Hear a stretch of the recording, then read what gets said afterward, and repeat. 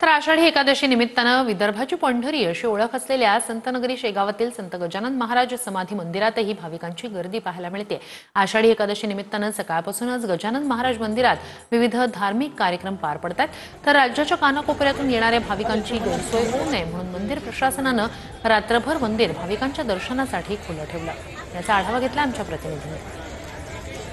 विदर्भाची पंढरी म्हणून ओळख असलेल्या बुलढाणा जिल्ह्यातील शेगावच्या संत श्री गजानन महाराजांच्या मंदिरामध्ये आज सकाळपासून या ठिकाणी मोठी गर्दी असल्याचं पाहायला मिळते। आज आषाढी एकादशी आहे आणि जे भाविक पंढरपूरला जाऊ शकत नाही म्हणून ते भाविक प्रति पंढरपूर म्हणून ओळख असलेल्या संत श्री गजानन महाराजांच्या मंदिरामध्ये या ठिकाणी दर्शनासाठी येत असतात, आपला माथा टेकवण्यासाठी या ठिकाणी येत असतात।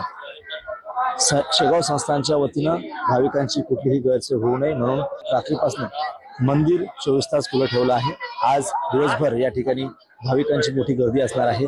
मराठवाडा, विदर्भ, खानदेशसह संपूर्ण राज्यातील, देश विदेशातील भाविक जे गजानन महाराजांना या ठिकाणी मानतात, श्रद्धेपोटी या ठिकाणी गजानन महाराजांच्या दर्शनासाठी आज आषाढी एकादशी निमित्त या गजानन महाराजांच्या दर्शनासाठी येत असतात।